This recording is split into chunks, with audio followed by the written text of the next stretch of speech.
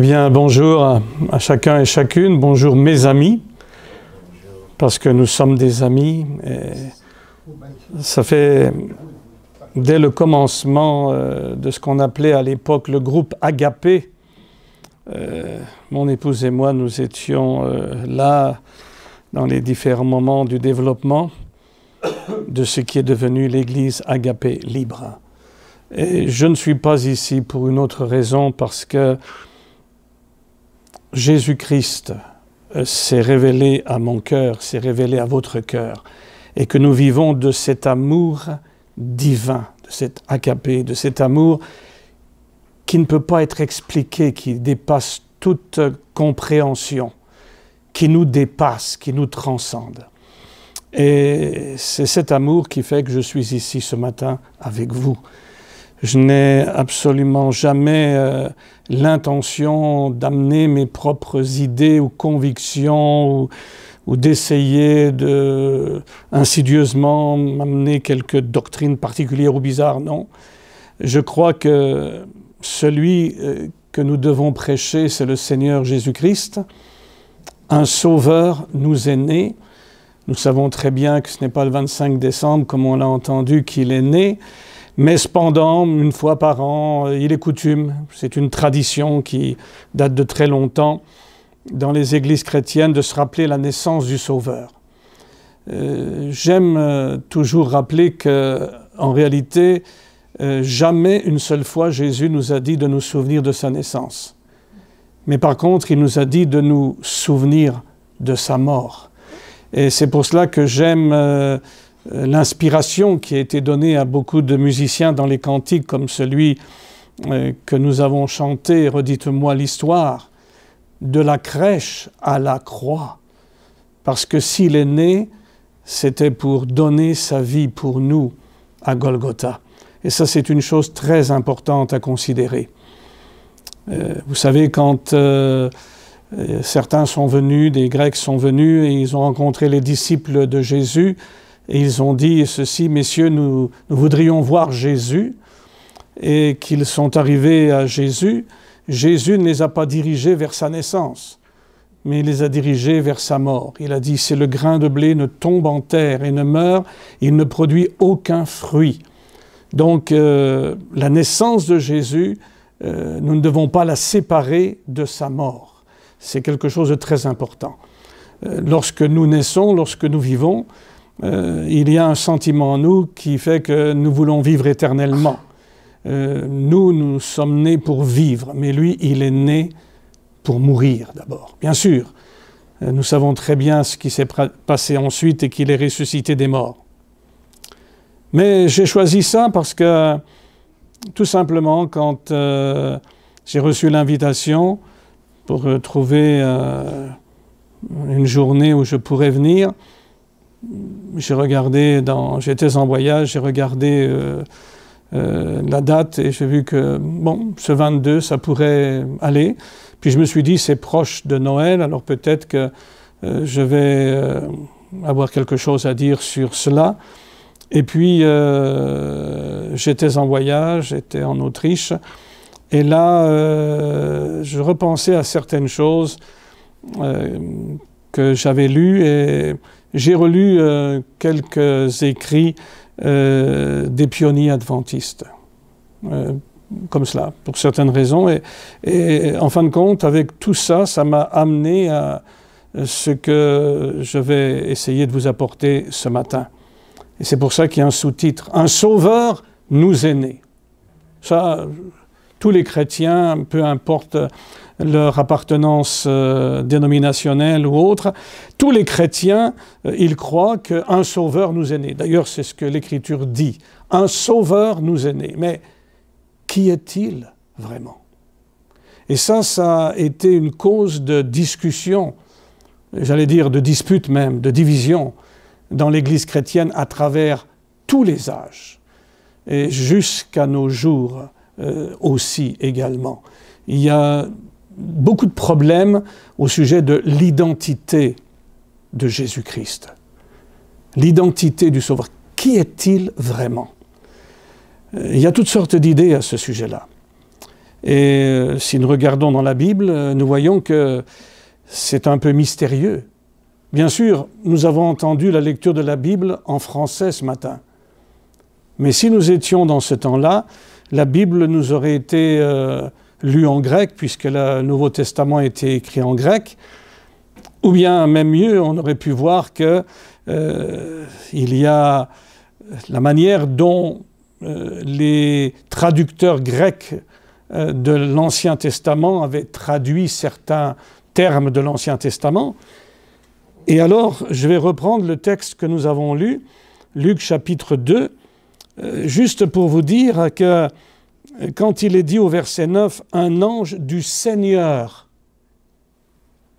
leur apparut, et la gloire du Seigneur resplendit autour d'eux. » Pour des Juifs, comme ces bergers, ça voulait dire l'ange de l'Éternel, la gloire de l'Éternel, du Dieu d'Israël. Parce que c'est de cette manière-là qu'on a traduit le tétragramme qu'on retrouve dans l'Ancien Testament, qui est devenu imprononçable, puisque les Juifs ont cessé de prononcer ce nom-là de Dieu tel qu'il l'a révélé à travers Moïse aux enfants d'Israël, par crainte de prendre ce nom en vain. Ils ne l'ont plus prononcé, et à ce moment-là, il n'y avait pas de voyelles dans les écrits. Donc, on connaissait les voyelles d'une manière orale seulement. Quand on ne prononce plus un nom, si on n'a plus les voyelles, on ne sait plus comment le prononcer. Et depuis, on a entendu toutes sortes d'expressions, par exemple Yahvé, Jéhovah, etc. Mais aucun de ces noms-là n'est ce nom-là. Et dans nos Bibles, on a traduit plutôt le sens de ce qu'on pense et de ce qu'on voit être dans ce nom, l'Éternel. Celui qui n'a pas de commencement, n'a pas de fin. Celui qui existe par lui-même de toute éternité. L'Éternel. Alors ici, ça nous dit l'ange de l'Éternel, un ange de l'Éternel, et la gloire de l'Éternel. Mais pourquoi est-ce que je vous dis ça? Parce que il fallait que ce soit des bergers qui entendent ce message-là. Des théologiens, ceux qui étaient des scribes et des pharisiens à Jérusalem, ils n'auraient jamais pu recevoir un tel message. Vous allez voir pourquoi. Si nous regardons bien dans la lecture ce qui est dit ici. L'ange leur dit, verset 10, « N'ayez pas peur, ne craignez pas, car je vous annonce une bonne nouvelle. » C'est une bonne nouvelle, c'est notre mot évangile. Je vous annonce l'évangile. Je vous annonce une bonne nouvelle, qui sera une source de grande joie pour tout le peuple. C'est vrai que la bonne nouvelle qu'un sauveur nous est né, ça c'est un sujet de grande joie. Il n'y a pas quelque chose de plus grand qu'on puisse recevoir quant à la joie.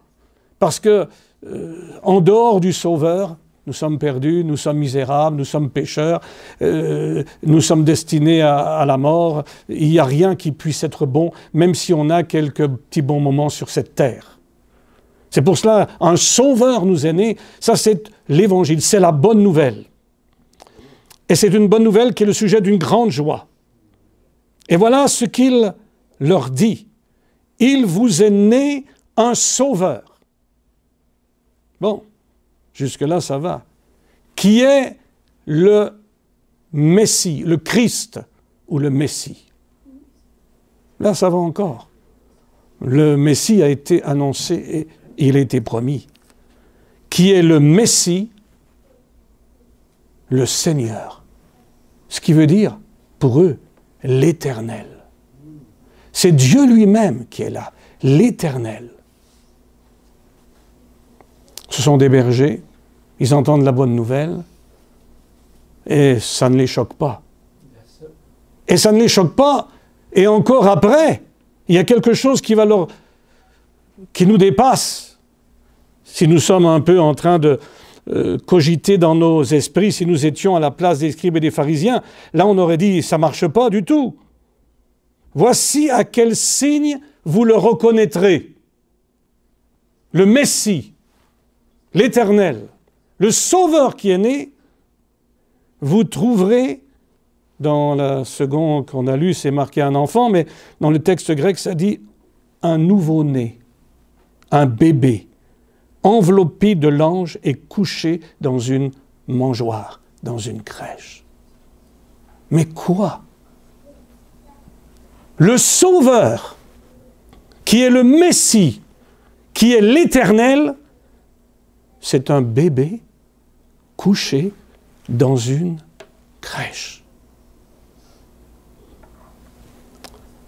Il fallait que ce soit des bergers pour accepter sans comprendre un tel message.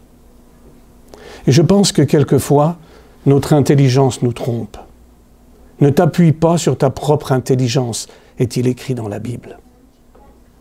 Parce qu'à vouloir comprendre ce qui est incompréhensible, qu'est-ce qui se passe?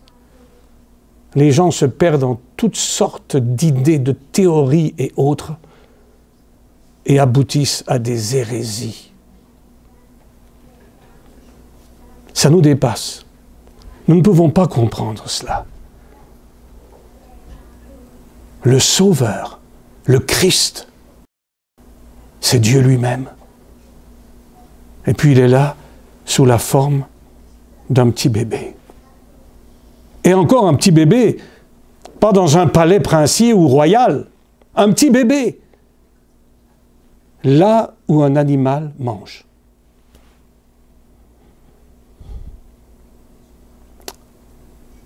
Si vous ne devenez comme de petits enfants, vous ne pourrez pas entrer dans le royaume des cieux. Voilà ce que Jésus a dit. C'est impossible. Alors ce matin, j'ai pensé que, bon, c'est un jour de joie de se souvenir de la naissance du Sauveur, mais je me suis dit peut-être que c'est important pour nous d'être un peu sérieux, puis de réfléchir, puis de réaliser qui est vraiment le Sauveur qui nous est né.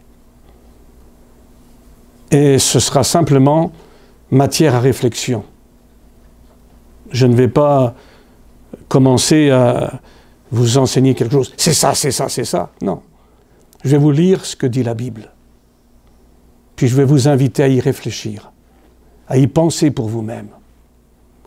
Parce qu'en réalité, aucun être humain ne peut connaître Dieu à moins que cela ne lui soit révélé. Regardez, c'est quelque chose de personnel. Ce n'est pas quelque chose qu'on peut expliquer, comprendre, mais c'est une réalité. Il faut savoir qui est vraiment notre Sauveur. Dans Matthieu chapitre 11,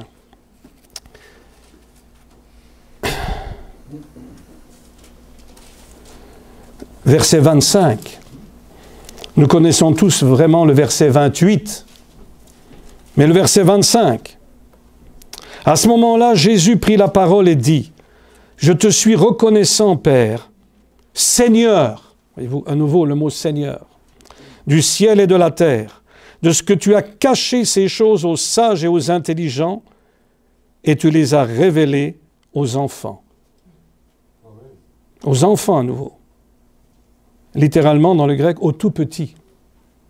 Donc c'est une révélation, ce n'est pas un cours d'université que Dieu donne là, puis ce sont des tout petits. Mais un tout petit peut saisir, un berger peut saisir, ce qu'un grand intellectuel ne saisira jamais avec son intelligence, son intellect. Verset 26, « Oui, Père, je suis reconnaissant, car c'est ce que tu as voulu.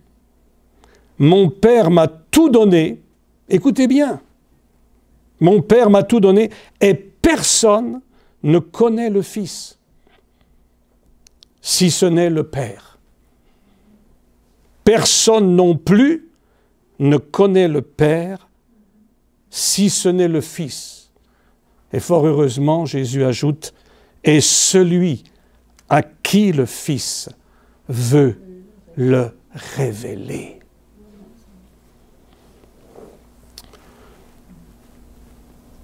Matthieu chapitre 1er, versets 18 à 25.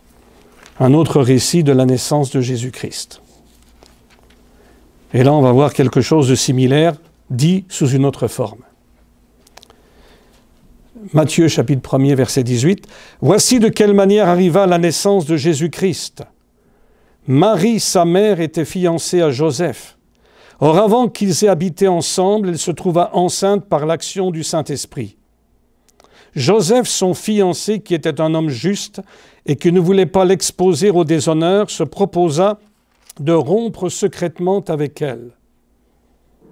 Comme il y pensait, un ange du Seigneur lui apparut dans un rêve, dans un songe, et dit, « Joseph, descendant, fils de David, n'aie pas peur de prendre pour toi, dans le texte grec, Marie, ta femme épousée. » N'était que fiancée, mais dans l'ancien Israël, lorsque ces fiançailles, cet engagement était fait, ça valait exactement, c'était la condition qui faisait que les deux étaient mariés. Il y avait encore un temps ensuite de préparation qui ne durait pas plus qu'une année, où il y avait une cérémonie de noces. Mais ce qui les unissait, c'était les promesses qui s'étaient faites l'un à l'autre. Et il y a toutes sortes de textes dans l'Ancien Testament, dans Lévitique, qui nous parlent de cela. Ta femme épousée, même s'il ne l'avait pas connue, même s'il n'était que fiancé, c'était déjà sa femme épousée parce qu'il y avait eu cet engagement mutuel. Mais ce qui nous importe, car l'enfant qu'elle porte vient du Saint-Esprit. Bon, verset 21.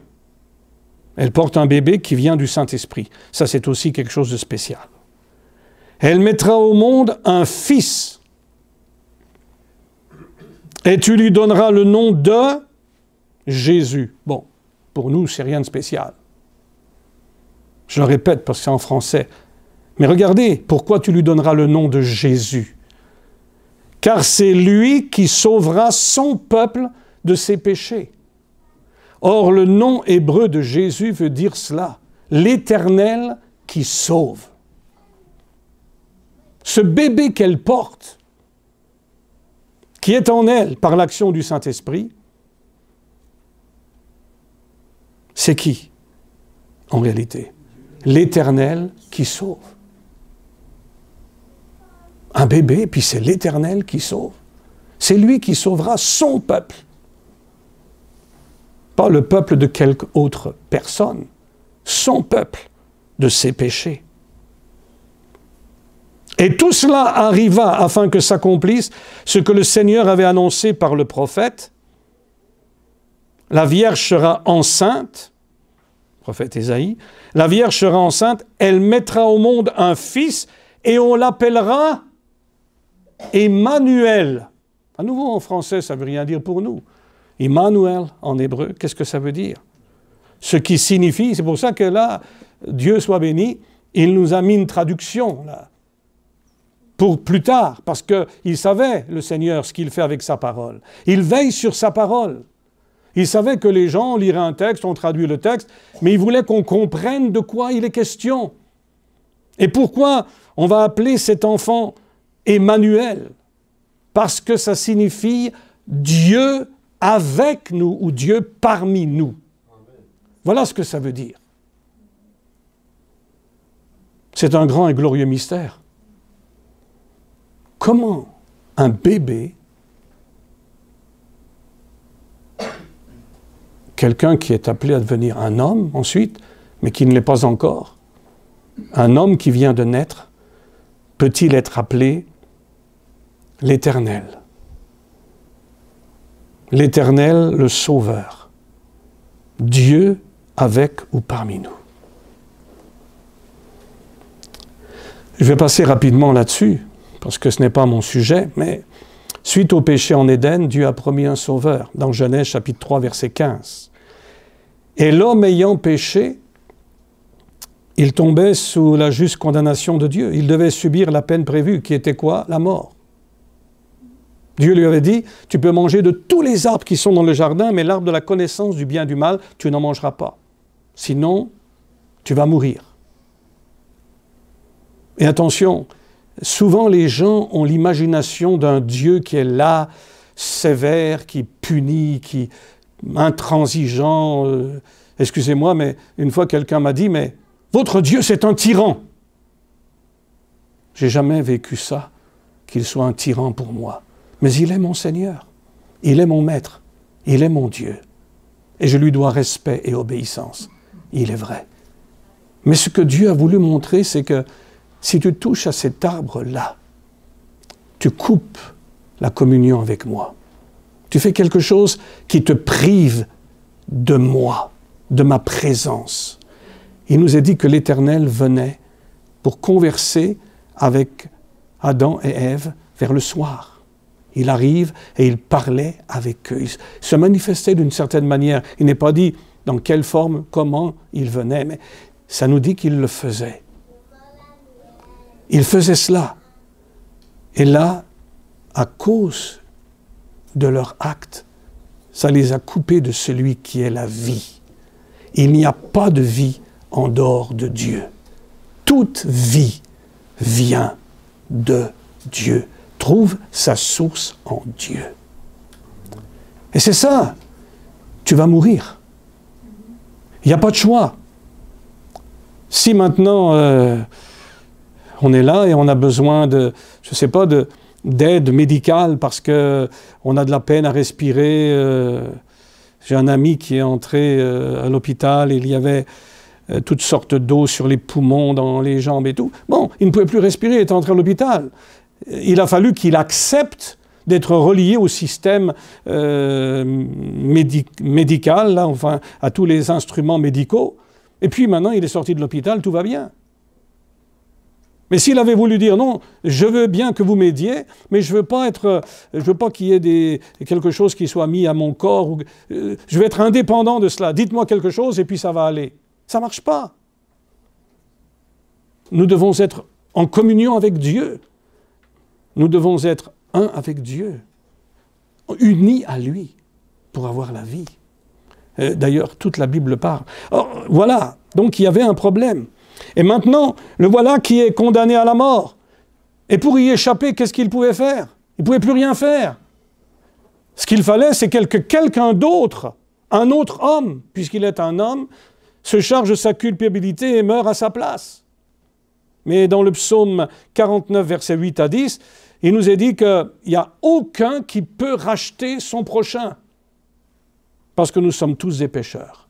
Il n'y a aucun homme qui ne peut assumer un tel rôle. Et l'Éternel, il a prescrit le sacrifice d'animaux pour annoncer le sacrifice parfait que lui, dans sa toute connaissance, il avait prévu de toute éternité. Selon Lévitique chapitre 17, verset 11, il est dit « Vous ne mangerez pas la chair avec son sang, parce que je vous ai donné le sang pour vous servir d'expiation sur l'autel. » Et bien sûr, quand on étudie le sanctuaire, on voit tout ce qu'il en est au sujet des sacrifices et tout le reste. Et dans Hébreux 9, 22, il nous est dit « Sans effusion de sang, la rémission des péchés n'est pas possible. » Il faut que le sang qui est la vie soit offert. Et le sang animal ne pouvait jamais suffire à notre rédemption, à nous ramener dans la position dans laquelle Dieu nous a voulu quand il a créé Adam. Alors, qu'est-ce qui s'est passé? Il fallait un homme sans péché, pour verser son sang en notre faveur. Eh bien, Jésus, il est devenu l'homme de la situation. Par le sacrifice de Christ, Dieu est demeuré juste tout en justifiant le pécheur. Et ça, c'est grand. Je vais prendre 2-3 textes de la Bible rapidement. Romains chapitre 3, versets 23 à 26. Romains chapitre 3, versets 23 à 26. Tous ont péché et sont privés de la gloire de Dieu. Donc de cette vie de Dieu, de cette présence de Dieu. Et ils sont gratuitement déclarés justes, justifiés, par sa grâce, par le moyen de la libération, de la rédemption qui se trouve en Jésus-Christ. C'est lui que Dieu a destiné à être, par son sang, une victime expiatoire pour ceux qui croiraient. Il démontre ainsi sa justice, puisqu'il avait laissé impunis les péchés commis auparavant, à l'époque de sa patience. Il la démontre dans le temps présent, de manière à être juste tout en déclarant juste celui qui a la foi en Jésus. Et Éphésiens chapitre 1er, versets 7 et 8. Éphésiens chapitre 1er, versets 7 et 8. En lui, en Jésus-Christ, par son sang, nous sommes rachetés, pardonnés de nos fautes, conformément à la richesse de sa grâce.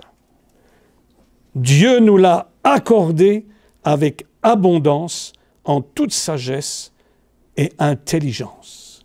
La grâce de Dieu, elle est abondante pour nous tous. Et cette grâce de Dieu, c'est quoi? Cette faveur qu'on ne mérite pas.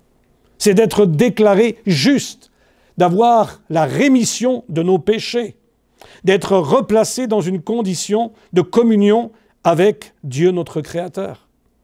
Et comment cela s'est-il fait? En Jésus-Christ, par son sang. Et un autre texte qu'on trouve dans le livre de la révélation de Jésus-Christ, qu'on appelle communément l'Apocalypse, au chapitre 1er, la deuxième partie du verset 5 et le verset 6, il est dit « À celui qui nous aime, qui nous a lavés ou délivrés, selon les versions, de nos péchés par son sang, et qui a fait de nous des rois, des prêtres pour Dieu son Père, à lui soit la gloire et la domination au siècle des siècles. Amen. Amen. » Et j'aime ce qui est dit juste après, « Le voici qui vient avec les nuées. » C'est lui que nous attendons, celui qui a payé le prix pour nous, celui qui nous aime d'une telle manière, qui nous a délivrés de nos péchés par son sang. Et tellement délivrés de nos péchés que même c'est allé plus loin. Il fait de nous des rois et des prêtres pour Dieu son Père. Quelle œuvre! Jésus est-il un homme? Oui, il l'est.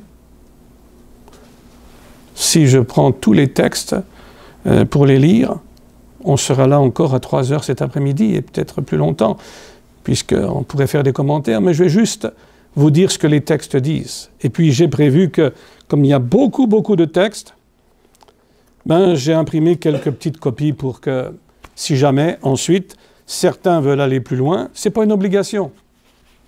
Vous savez, moi je n'oblige personne, mais c'est pour aider, pour aller plus loin. J'ai toujours dit, le prédicateur, il n'est pas là pour tout nous dire, et puis voilà, c'est bien. Non, non, il est là pour nous ouvrir des pistes, pour nous inviter à réfléchir, pour nous inviter à nous-mêmes plonger nos cœurs dans la parole de Dieu et aller personnellement, individuellement dans la présence de Dieu. Puis après, on se retrouve ensemble et puis on échange et tout, c'est bon. Mais nous devons avoir nous-mêmes une révélation personnelle de qui est ce Sauveur qui nous est né, de qui il est vraiment, pour nous-mêmes, pour moi-même et pour toi-même, mon frère, ma sœur. Jésus est un homme, oui, la Bible dit. Le Nouveau Testament, parce que c'est là qu'on trouve cette question qu'il est un homme. Dans Galates chapitre 4, verset 4, il est dit qu'il est né d'une femme. Dans Philippiens chapitre 2, verset 7, il est dit qu'il a paru comme un simple homme, comme n'importe quel être humain. Il n'y avait rien qui le distinguait d'un autre être humain dans son apparence et dans sa condition.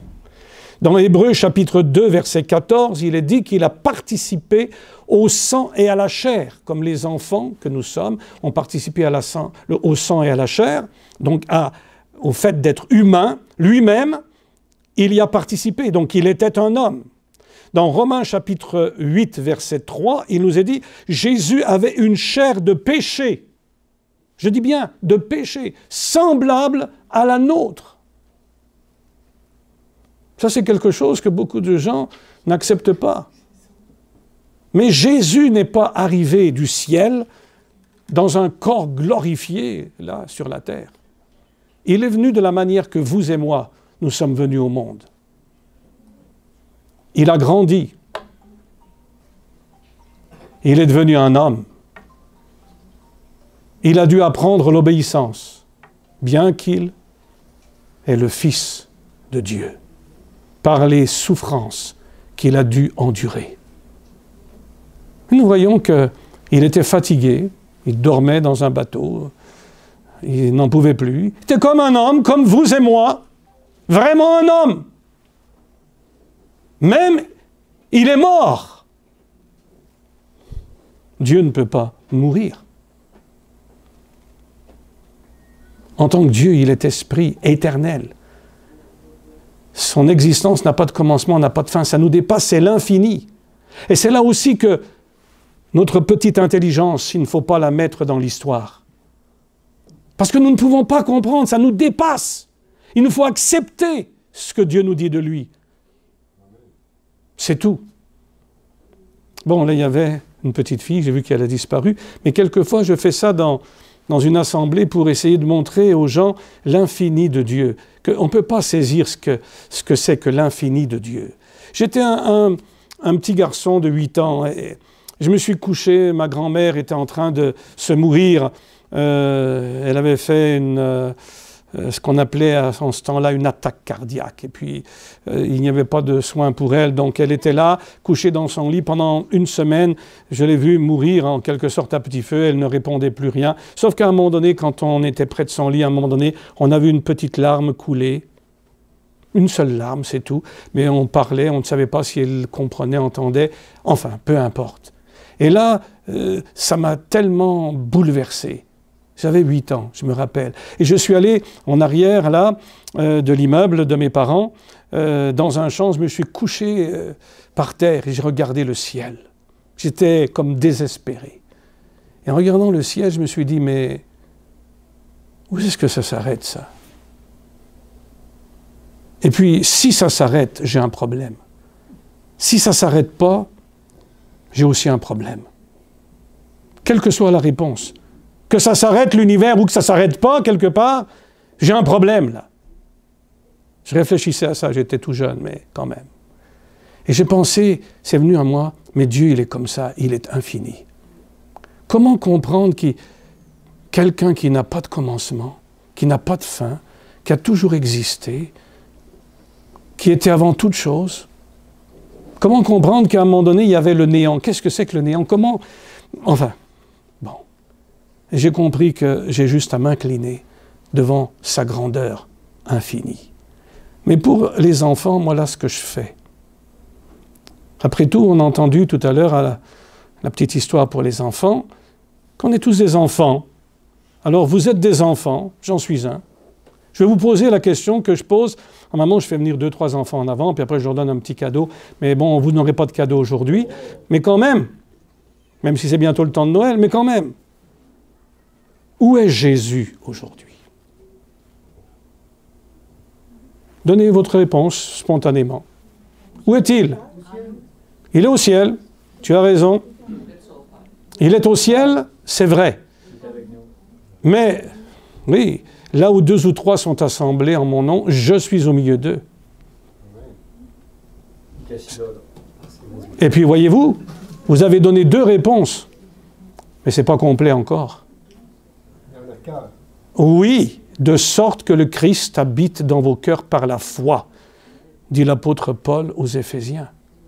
Donc Jésus-Christ, il est dans ton cœur, dans ton cœur, dans ton cœur, dans ton cœur, dans ton cœur. Il est dans le mien. Il est là-bas, dans le lieu très saint du sanctuaire céleste, en tout cas pour le moment. C'est ce que nous croyons. Je pense que c'est ce que vous croyez. Et c'est ce que je crois en tout cas, parce que c'est ce que la Bible dit. Donc nous croyons ce qui est écrit. Et il est au milieu de nous. Mais combien de Jésus avons-nous donc? Combien de Jésus avons-nous donc? Il n'y en a qu'un seul. Ce même Seigneur Jésus-Christ, il peut être pleinement en toi, en moi, en chacun. Il peut être au ciel. Il peut être présent au milieu de nous. Et présent au milieu de croyants qui sont réunis ailleurs. Et il a dit, là où 2 ou 3 sont réunis en mon nom, je! Et je ne veux pas vous faire un cours de grammaire, mais je, ça veut dire quoi? C'est un pronom personnel. C'est lui-même qui est au milieu de nous. Ce matin, il est ici. Quelquefois, je dis, quand nous nous réunissons, nous venons, puis, bon, c'est une église, c'est une assemblée. Attention, Ce n'est pas une réunion de la caisse populaire ou du conseil municipal. Là. Ici, nous nous réunissons autour du Seigneur. Et lui-même est présent. C'est pour ça qu'on doit avoir du respect. Les uns envers les autres, du respect envers Dieu. On doit réaliser qu'il y a quelque chose de différent. Réunis ensemble, il vient au milieu de nous. Parce que c'est ce qu'il a dit. Alors nous le croyons. Est-ce que vous comprenez ce que je veux dire? Qui peut m'expliquer le mystère de ce Jésus qui peut être à bien des endroits différents et dans le ciel et sur la terre, dans des domaines différents, et pourtant être toujours le même Seigneur Jésus-Christ? Nous ne pouvons pas le comprendre, mais je peux le croire. Et ce qui est important, c'est quoi? C'est de croire ce qu'il est. S'il est dit qu'il est en train d'intercéder pour nous, dans le lieu très saint du sanctuaire céleste, eh bien je le crois. S'il est dit qu'il est au milieu de nous ce matin, et laissez-moi vous dire, pourquoi est-il venu au milieu de nous? Pourquoi vient-il parmi nous? Pour nous observer, Non, il vient parmi nous pour agir, pour que sa présence nous apporte quelque chose, pour nous rapprocher encore davantage de Dieu, pour accomplir quelque chose dans notre vie. Quand il était sur terre, il a accompli son ministère, mais il continue d'accomplir son ministère aujourd'hui. Il continue de le faire à travers la prédication de sa parole, à travers la prière, à travers le rassemblement chrétien. Alors je crois cela. Et si la Bible dit que Christ en moi, c'est la ferme attente, l'espérance, mais l'espérance biblique, pas l'espérance humaine, qui n'a pas d'assurance, mais c'est la ferme attente de la gloire, alors je le crois aussi. Je n'ai pas besoin d'aller expliquer comment il peut être dans le ciel, comment il peut être dans mon cœur, comment il peut être au milieu de nous. J'ai juste à croire ce que la Bible nous dit à son sujet. Et le problème, c'est que nous voulons toujours essayer d'expliquer. Non! Les apôtres ont prêché Jésus-Christ. Et je relisais justement, et d'ailleurs il y en a un seul exemplaire qui est là, Christ et sa justice de l'ancien Wagoner, que vous savez comment Dieu l'a utilisé pour le message de 1888. Lisez ça! Parce que moi j'ai justement lu ça, c'est ça qui m'a poussé à prêcher un peu ça ce matin. Ce qu'il dit là au départ, ce qu'il dit au sujet de considérer Jésus-Christ. Et c'est ça qui était la force du message au départ.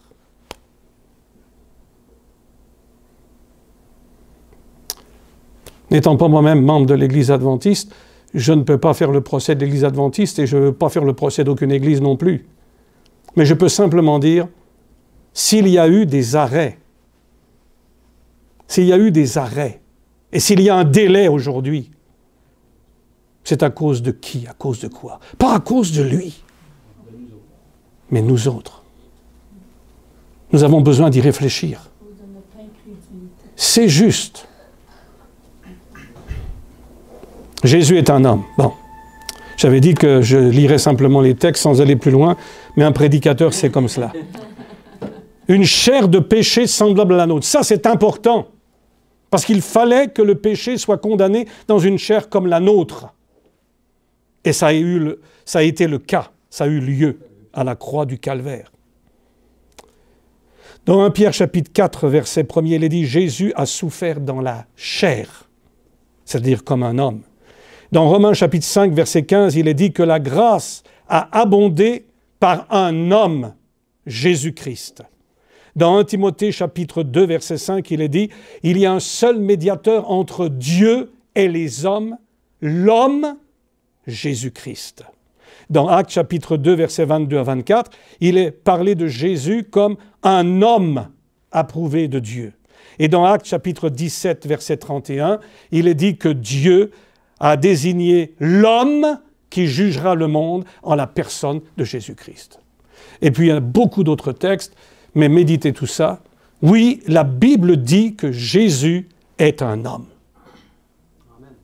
Mais Jésus n'est-il qu'un homme, une créature de Dieu, ou plus que cela?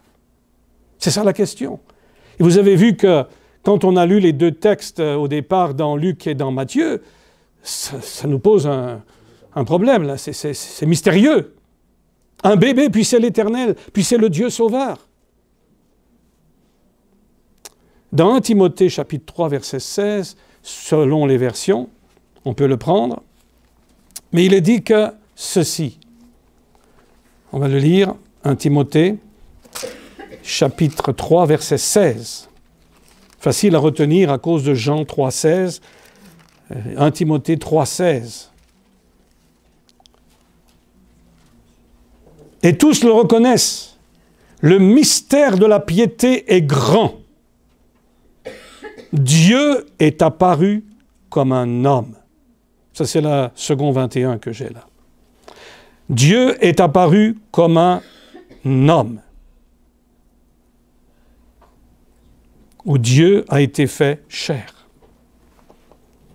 Sa justice a été révélée par l'Esprit, il a été vu des anges, proclamé parmi les nations, on a cru en lui dans le monde, il a été élevé dans la gloire. Là, il nous est dit que celui qui est devenu cet homme qu'on connaît sous le nom de Jésus de Nazareth, c'était Dieu. Dieu qui a été manifesté en chair comme un homme. Philippiens, chapitre 2, versets 6 et 7, il nous est dit ceci. On peut prendre le verset 5. « Ayez en vous les sentiments qui étaient en Jésus-Christ, que votre attitude soit identique à celle de Jésus-Christ. Lui qui est de condition divine. » Littéralement, dans le grec, ça dit « lequel existe en forme de Dieu. Il n'a pas regardé son égalité avec Dieu comme un butin à préserver. » Là, il y a... Bon, voyez-vous que si vous connaissez le grec, l'hébreu, et que vous êtes assez intelligent, ça ne vous aide pas beaucoup, parce que là, on peut traduire de deux manières. Il y a une dispute sur les traducteurs. Et les deux peuvent dire et justifier leur traduction sans aucun problème. Il y en a qui disent que son égalité avec Dieu, c'était comme une proie qu'il avait arrachée. Donc il n'est pas égal avec Dieu, mais il n'a pas regardé comme une proie arrachée, comme de devenir l'égal de Dieu, que c'était important. Et les autres traduisent comme je vous l'ai lu, et ce que je crois, parce que c'est conforme avec le reste de l'Écriture, c'est-à-dire qu'il n'a pas regardé son égalité avec Dieu comme quelque chose à préserver à tout prix. Parce qu'il existait en forme de Dieu. C'était Dieu dans une forme. L'Éternel, lui, il n'a pas de forme, il est esprit. La Bible dit que sa gloire remplit des cieux, et même au-delà. Il est infini. Mais au commencement, quelque chose s'est passé, ou avant le commencement, pour qu'il y ait un commencement, Dieu s'est manifesté. Il s'est manifesté, il a pris une forme. Sous la forme de l'Éternel, personne ne peut le voir, la Bible dit. Personne ne l'a vu, ni ne peut le voir. Il habite un endroit inaccessible à la vue humaine. On ne peut pas, ça nous dépasse. Alors pour pouvoir être en communion, en contact, d'ailleurs pour pouvoir amener ce monde à l'existence, Dieu a pris une forme. Et on va le voir dans un instant. Et ici, ça nous dit Jésus-Christ, lequel existant en forme de Dieu. On le voit apparaître sous différentes manières, déjà dans l'Ancien Testament. Mais cette fois-ci, ça va plus loin. Celui qui existait en forme de Dieu, qu'est-ce qu'il a fait? Verset 7, il s'est dépouillé lui-même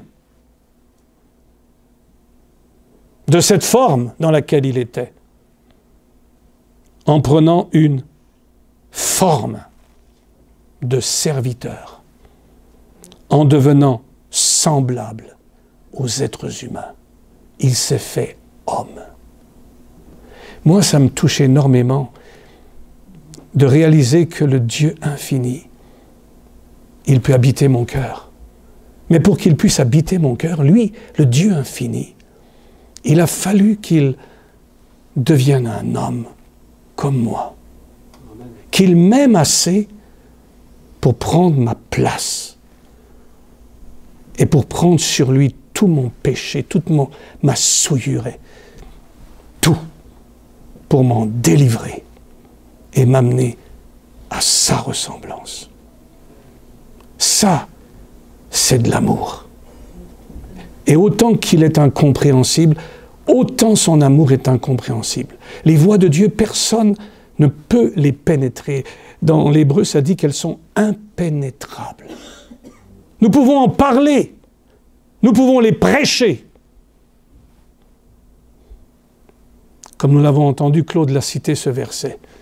Le trésor, il se trouve où?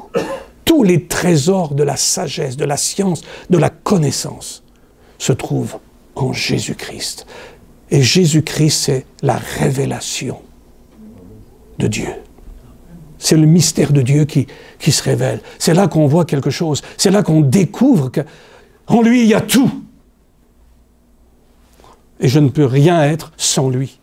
D'ailleurs, dans la première création, il a tout créé. Et il a tout créé par lui-même et pour lui-même. Et maintenant, la nouvelle création, c'est la même chose.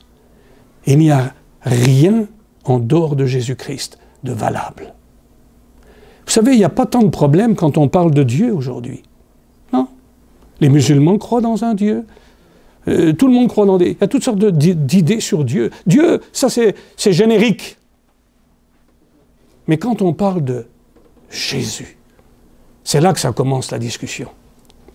C'est là que croyants, athées, agnostiques, tout le monde a un problème avec Jésus. Mais le croyant, l'enfant de Dieu, lui, il n'a pas ce problème. Il se réjouit. Il bénit son Dieu. Il ne comprend pas plus que les autres, mais il dit, toi qui es le Dieu infini, tu t'es fait homme par amour pour moi. Tu as accepté ça. C'est quelque chose qui nous dépasse. Vous me direz, mais si ce Jésus est alors le Dieu Tout-Puissant, à un moment donné, Dieu est mort. Non. Parce que Dieu, il peut être dans sa gloire éternelle, et en même temps, il peut être dans une forme, et puis être sous la forme d'un homme sur la terre.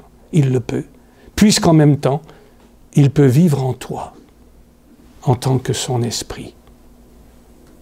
Quel Dieu infini nous avons! Je crois que les chrétiens devraient cesser de se disputer, de se battre et de faire de la théologie. Nous n'avons pas à étudier Dieu, ce qui veut dire théologie. Nous devons croire Dieu. Amen.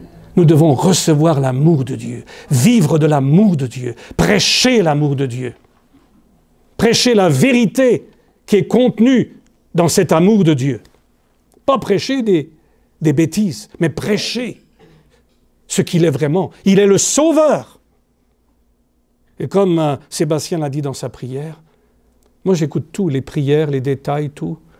J'écoute parce que je me dis, c'est Dieu qui inspire quelqu'un quand il prie. Tu es notre seul Sauveur. Oui, il n'y en a pas d'autre. C'est ça qui est important pour nous. Il est un homme. Mais est-il plus qu'un homme? Oui. Il est dit qu'ici, il a pris la forme humaine et il est devenu semblable aux hommes, mais il existe en forme de Dieu. Et Éphésiens chapitre 4, verset 6, nous dit que il y a un seul Dieu, pas deux, pas trois, pas 10, un seul. Toute la Bible dit qu'il n'y a qu'un seul Dieu. Jamais vous trouverez une autre expression dire qu'il y a plusieurs. Oui, il y a bien sûr, Paul a dit, il y a beaucoup de choses, d'êtres qu'on appelle des dieux, des seigneurs. Mais pour nous, il n'y a qu'un seul Dieu, il dit. Un seul Dieu, le Père. Le Père de tous. Et il nous est décrit au-dessus de tous, parmi tous et en tous. Voilà ce que dit la Bible. C'est le même Dieu qui est au-dessus de nous. C'est le même Dieu qui est parmi nous. C'est le même Dieu qui est en nous. Il y a des textes à méditer que je vais les citer aussi comme les autres. où c'est dit d'une façon un peu particulière. Comme par exemple, si vous prenez les textes de Matthieu 28, 19, « Allez, faites parmi toutes les nations des disciples », Jésus les ordonne de les baptiser dans le nom du Père, du Fils et du Saint-Esprit. Remarquez bien, il ne dit pas dans le nom du Père, puis dans le nom du Fils, puis dans le nom du Saint-Esprit. Non, non, non. Ça, c'est la doctrine romaine. J'ai beaucoup d'amis catholiques. Même ma famille dont je suis issu, sont des catholiques romains. J'aime tout le monde, mais je ne crois pas dans la doctrine de l'Église de Rome. La doctrine de l'Église de Rome ne vient pas de Dieu, dans beaucoup de détails. Et même là aussi, quand ils font leur signe de croix au nom du Père, au nom du Fils, au nom du Saint-Esprit, jamais c'est écrit ça nulle part dans toute la Bible. C'est écrit dans le nom singulier du Père, du Fils et du Saint-Esprit. Et les disciples qui étaient là, qui ont entendu Jésus dire ça, on le voit dans le livre des Actes. J'ai noté plusieurs textes, Acte 2, 38, Acte 8, 12, Acte 8, 16, Acte 10, 48, Acte 19, 5. Ils ont toujours baptisé dans le nom de Jésus-Christ. Est-ce qu'on pourrait penser un instant que ces disciples qui viennent de recevoir le Saint-Esprit, ils n'ont pas compris ce que Jésus leur a dit de faire? Baptisez-les dans le nom du Père, Fils et Saint-Esprit. Et après, tout le long du livre des Actes, non seulement le baptême, mais tout ce qu'ils font, ça parle du Seigneur Jésus-Christ. Même que, quand ils se font arrêter, les apôtres, on dit, vous avez répandu cette doctrine avec ce nom-là partout. Ce qui dérange, c'est Seigneur Jésus-Christ. Ce n'est pas Éternel, notre Dieu, ça ne les dérange pas, ces Juifs. Mais Jésus-Christ, ça les dérange.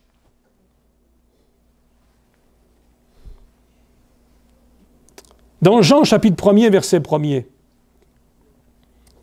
il nous est dit au commencement était la parole. Et la parole était avec Dieu. Et la parole était Dieu. Bon, je sais ce que les spécialistes vont dire. Quand il est dit la parole était avec Dieu, en grec c'est othéos. L'article défini, avec le Dieu. Mais quand il est dit « et la parole était Dieu », l'article défini ne s'y retrouve pas. Ça, c'est les pseudo-spécialistes du grec. Moi, je ne suis pas un spécialiste du grec, mais je m'informe et je regarde ce que les vrais spécialistes disent. Et nous avons des autres exemples dans le Nouveau Testament où, quand dans une même phrase, on a mis l'article défini une première fois et qu'on parle de la même personne ou de la même chose, on n'a pas besoin de remettre l'article défini une seconde fois.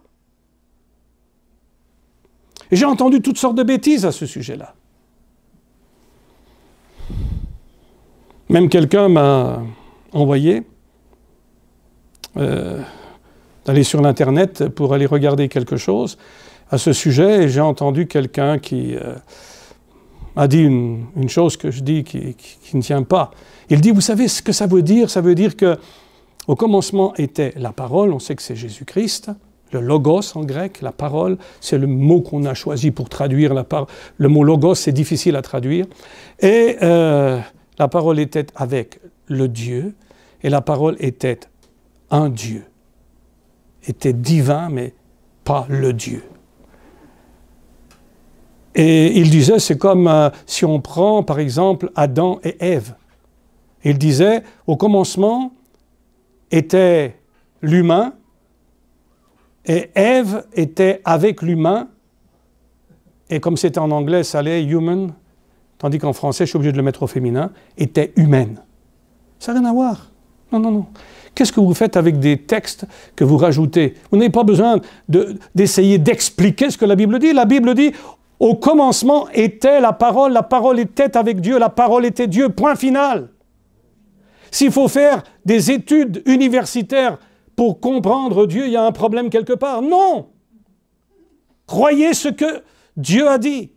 D'ailleurs, j'ai remarqué que dans Jean 1, 18, les témoins de Jéhovah, dans leur traduction, qu'ils veulent être la plus littérale, où ils ont traduit « et la parole était avec Dieu », avec D majuscule, et était un petit Dieu avec un D minuscule, quand ils sont arrivés au verset 18 et qu'ils ont dû traduire ce que le grec dit, voilà comment ils l'ont traduit. Là, c'est « ô théos ». Ça nous parle de qui? De Jésus-Christ. Le Dieu unique engendré. Ça, c'est leur traduction. Ça veut dire le Dieu qui est le Fils. Le Dieu, pas un Dieu, cette fois-là. Et tiens, chose étonnante, quand ils marquent le Dieu, ils mettent un D minuscule là. Ah, mais pourtant, il y a l'article défini. C'est pour ça que ce ne sont pas des spécialistes dont nous avons besoin. Nous avons besoin que nous soit prêchée la parole de Dieu. Que Jésus-Christ soit exalté, que Jésus-Christ soit glorifié. J'ai lu hier encore après-midi, il y a un très beau livre que j'aime, que vous avez tous certainement lu, dont j'ai, à travers le temps, distribué des centaines et peut-être même des milliers d'exemplaires vers Jésus. Voilà ce qu'il me faut. Voilà ce qu'il faut aux êtres humains. Quelque chose qui les amène vers Jésus. Steps to Christ. Vers lui. Et c'est en contemplant Jésus, c'est en suivant Jésus, en faisant de lui l'objet de notre méditation, de notre adoration, que nous sommes transformés en son image. Ce n'est pas juste Ellen White qui a dit ça, c'est ce qui est écrit dans ma Bible. C'est ce que je crois de tout mon cœur. Elder Wagoner l'a dit aussi, et d'autres. L'important, c'est lui. Christ est notre justice, ou Christ est sa justice, parce qu'il a écrit 2 livres où il a repris certaines choses, mais celui qui est traduit là, qu'on a, c'est Christ et sa justice. Et qu'est-ce qu'il montre là? Il montre que c'est ça. Paul a dit, nous n'avons rien voulu savoir d'autre parmi vous, j'ai rien voulu savoir d'autre que Jésus-Christ et Jésus-Christ crucifié. Celui qui, dans cet amour parfait, divin, agapé, s'est donné pour nous. Nous ne nous prêchons pas nous-mêmes, mais nous prêchons Jésus-Christ comme le Seigneur. Si Paul a dit ça aux Corinthiens, dit l'ancien Wagoner, il devait certainement le prêcher dans les autres églises de la même façon. Dans Jean 18, je vous l'ai dit, Jean 3, 13. Là, ce n'est pas toutes les versions qui disent ça, peut-être ce n'est pas dans la vôtre. Dans la seconde 1910, ça y est pas. Dans beaucoup d'autres textes, comme la seconde 21, ça y est, puis bon, il y a d'autres versions qui l'ont, parce qu'on retrouve ça dans certains manuscrits originaux grecs. Jean chapitre 3, verset 13. Jésus est là sur la terre, et il dit « Personne n'est monté au ciel, sinon celui qui est descendu du ciel, le Fils de l'homme qui est dans le ciel. » Pas étonnant qu'à certains moments, des manuscrits, ceux qui les copient, quand ils lisent, ils ne comprennent pas, ils enlèvent. Ça arrive. Mais Dieu a préservé sa parole. Il peut dire qu'il est descendu du ciel, mais en même temps, il dit qu'il est au ciel. Mais après tout, où est-ce que nous sommes, nous, aujourd'hui? Est-ce que nous sommes assis ici, dans ce local du sous-sol, au 46-35 Première Avenue à Québec? Seulement?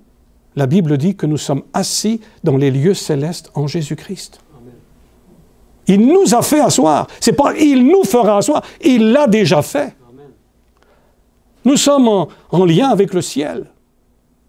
Nous ne sommes pas de ce monde. Nous sommes seulement dans ce monde. Le Fils est en même temps descendu du ciel et en même temps il est dans le ciel. Comme je dis, je n'interprète pas, je dis. Méditez. Dans Jean chapitre 14, versets 8 à 11, alors lisez-le ça. Philippe lui dit, « Montre-nous le Père. » Il dit à Jésus, « Et cela va nous suffire. » Ça sera suffisant. Tu nous parles toujours du Père, le Père, le Père, mais il est où le Père? C'est qui le Père?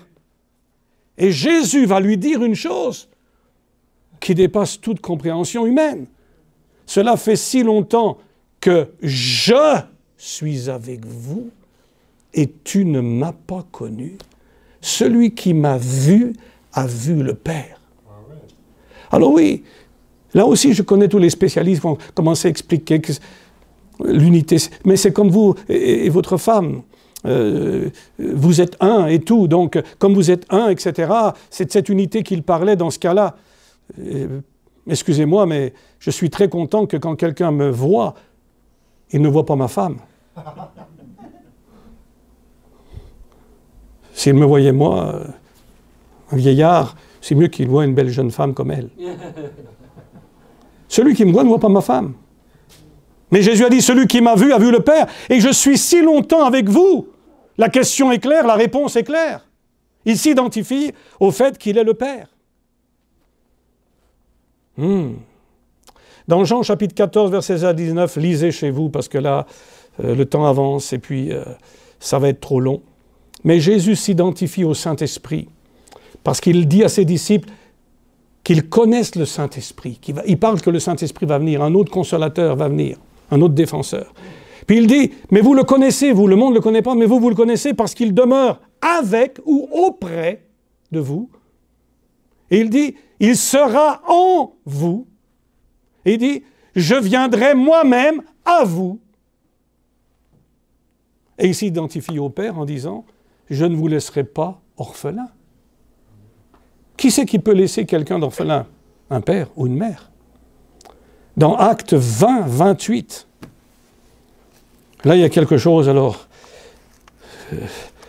que j'ai vu dans beaucoup d'ouvrages théologiques où ils ont essayé d'expliquer la chose qui est inexplicable parce qu'elle nous dépasse. Mais voilà ce que l'apôtre Paul va dire aux anciens d'Éphèse. Faites donc bien attention à vous-même et à tout le troupeau dont le Saint-Esprit vous a confié la charge, la responsabilité. Prenez soin, paissez l'Église de Dieu qui s'est acquise par son propre sang. Par son propre sang. Imaginez. C'est pour ça que Second 1910, comme d'autres versions disent, le Seigneur, ça passe, c'est Jésus. Mais là, l'Église de Dieu. Mais Dieu a-t-il du sang? Ce n'est pas possible. Et là, dans l'ouvrage « Comment raisonner », vous savez, moi je lis tout d'ici ou là, j'essaye de voir qu'est-ce qu'ils avancent, et je ne critique pas, je dis simplement ce qu'ils essayent de dire. Comment raisonner d'après les Écritures, justement, des témoins de Jéhovah. Il y a ce verset, c'est un verset difficile. Et ils disent, oui, effectivement, le texte grec parle de Dieu et de son propre sang, mais ils disent que ça ne se peut pas. Alors ils disent, ils suivent ce que la Bible de Jérusalem, faite par les catholiques romains, fait, que l'Église de Dieu qui s'est acquise par le sang de son propre Fils. Et ils mettent le mot entre crochets pour dire que c'est un mot qu'on ajoute pour la compréhension du texte.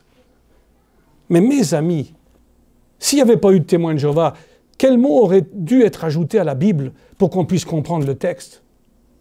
C'est pas ce que l'Église dit, c'est pas ce qu'un homme ajoute à l'Écriture qui compte. C'est ce que l'Écriture dit qui compte. Et même si nous ne le comprenons pas, nous voyons que c'était le sang de Dieu. C'est Dieu lui-même, par son esprit, qui est venu créer dans le sein de Marie cet enfant. Ça nous dépasse, mais c'est ce qu'il a fait.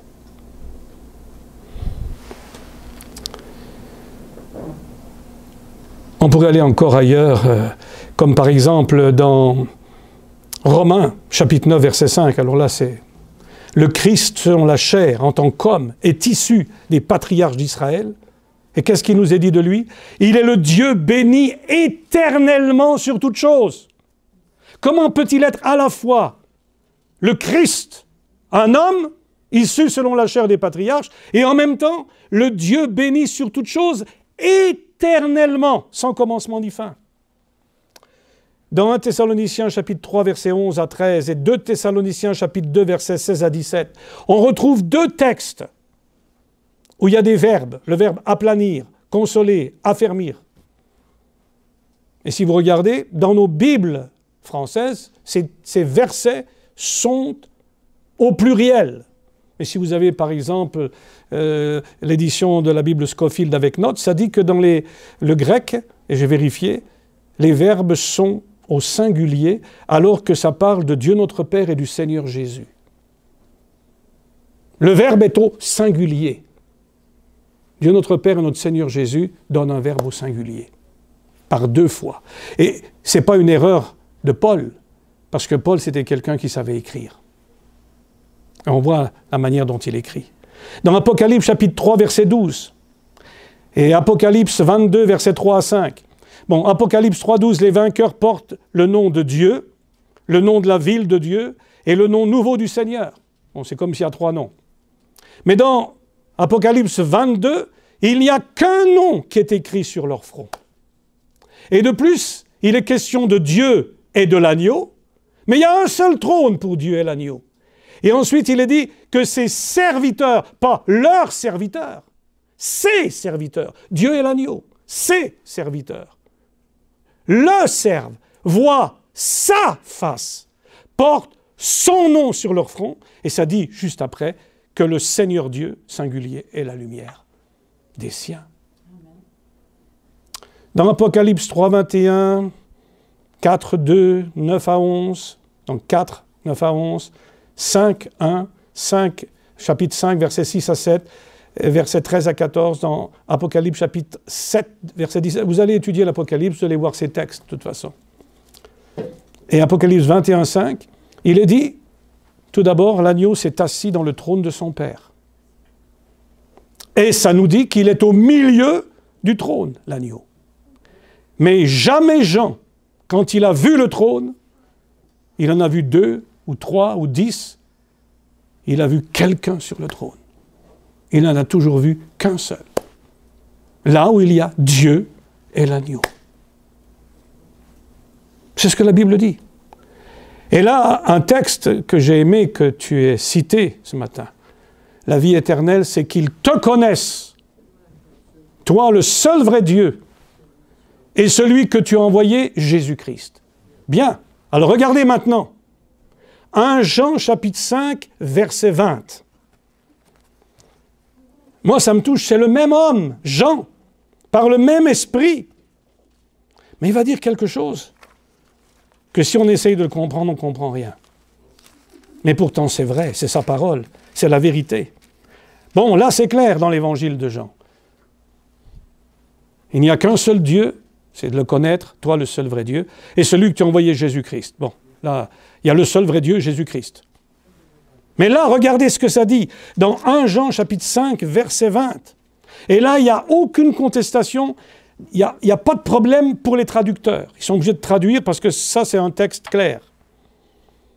Il n'y a pas de discussion là-dessus. Verset 20. Nous savons aussi que le Fils de Dieu, nous savons que c'est Jésus, est venu et nous a donné l'intelligence pour connaître le véritable, le vrai Dieu. Et nous sommes dans le vrai Dieu si nous sommes dans son Fils Jésus-Christ. C'est lui qui est le vrai Dieu et la vie éternelle. La grammaire de Dieu n'est pas la nôtre. En tout cas, voilà. Ne venez pas après cet après-midi commencer à essayer de me faire parler là-dessus. Non, il n'y a pas de... C'est juste matière à réflexion. Réfléchissez, priez. Voilà. Je n'ai pas d'explication. Comment ça? Le Fils de Dieu est venu pour nous faire connaître le véritable, et nous sommes dans le véritable quand nous sommes dans son Fils Jésus-Christ, et Jésus-Christ, c'est lui le Dieu véritable et la vie éternelle. N'allons pas à l'Écriture avec notre intelligence, croyons-la.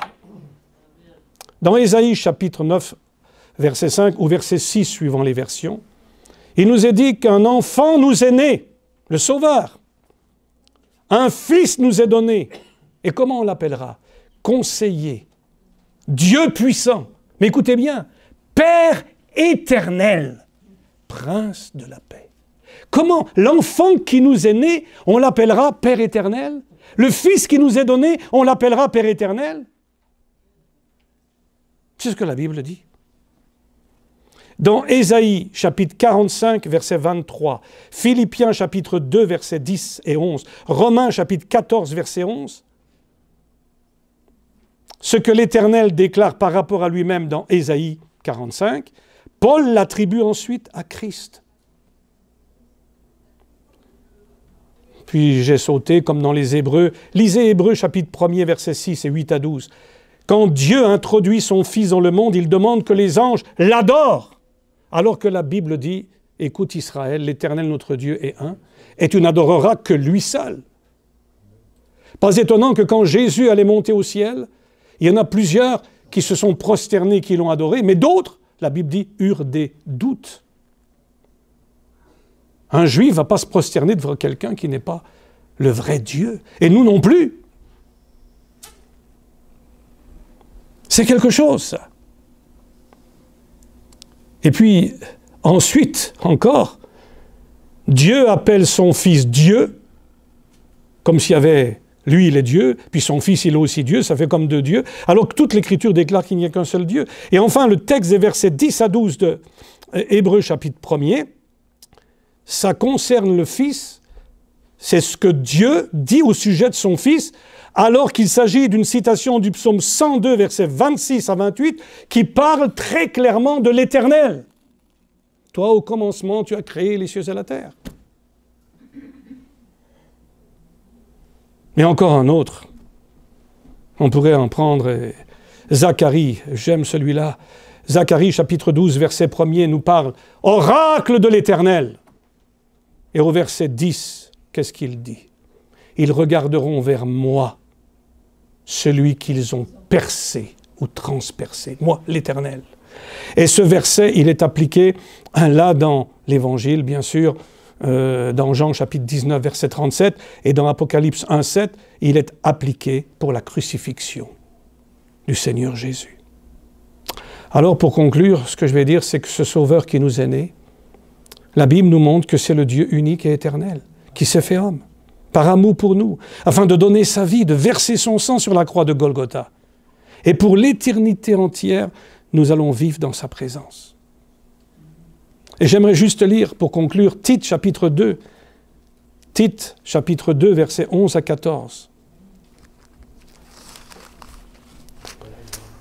En effet, la grâce de Dieu, source de salut pour tous les hommes, a été révélée.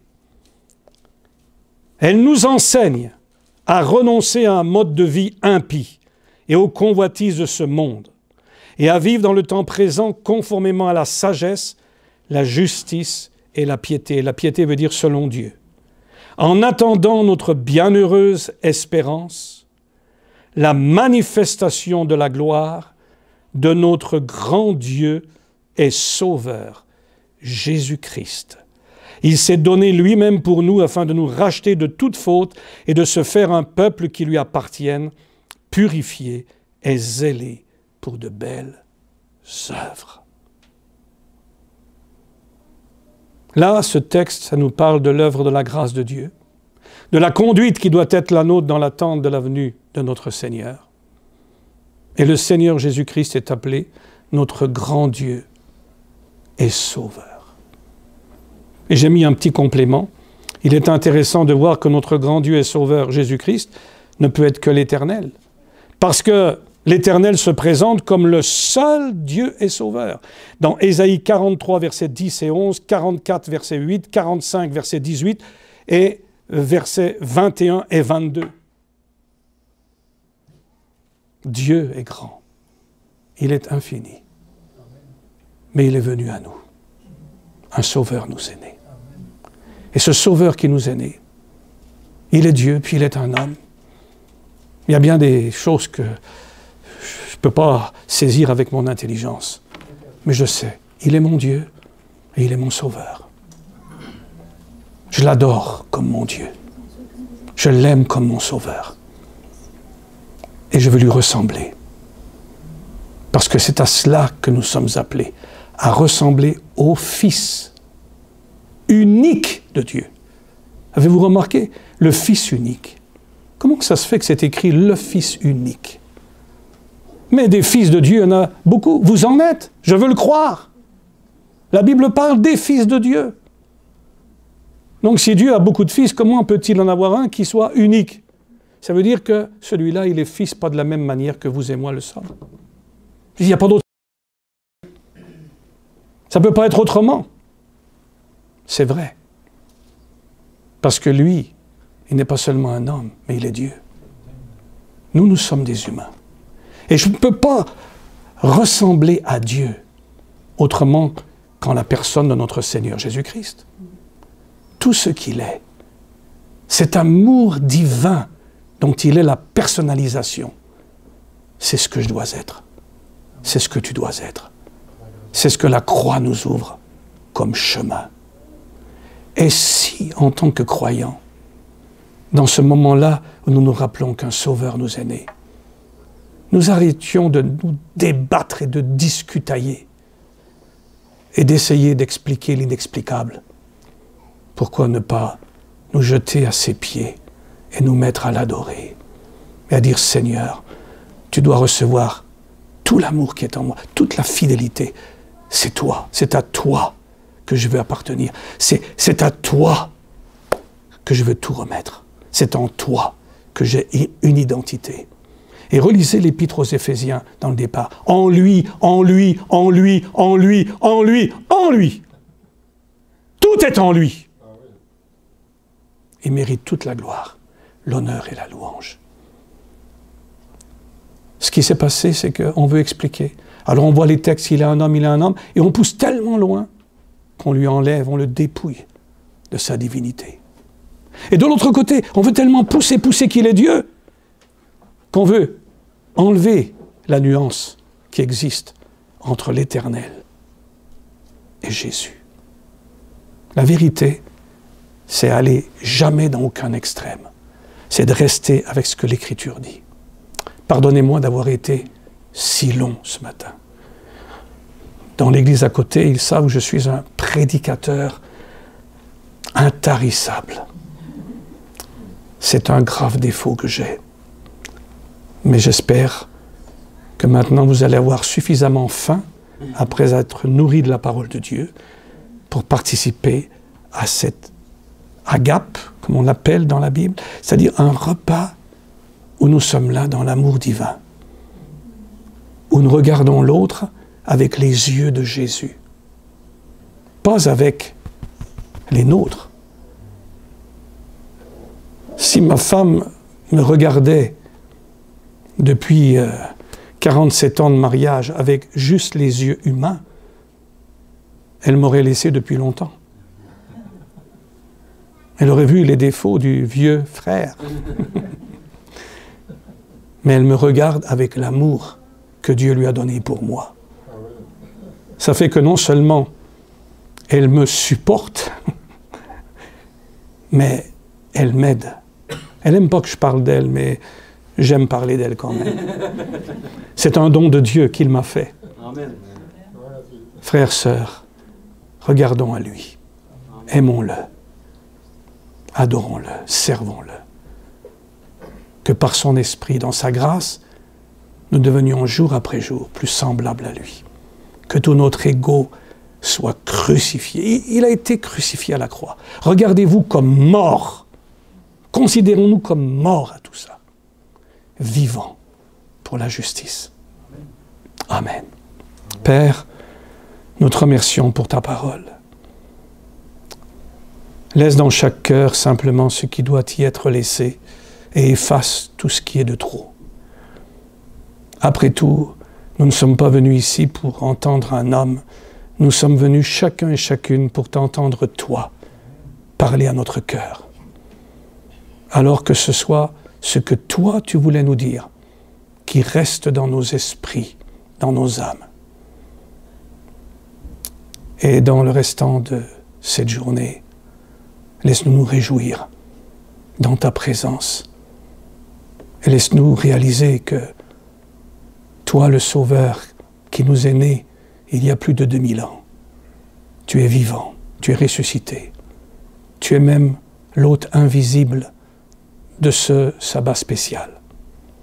Tu es présent avec nous, parmi nous, au milieu de nous. Et nous te glorifions et adorons du fond de notre cœur. Amen.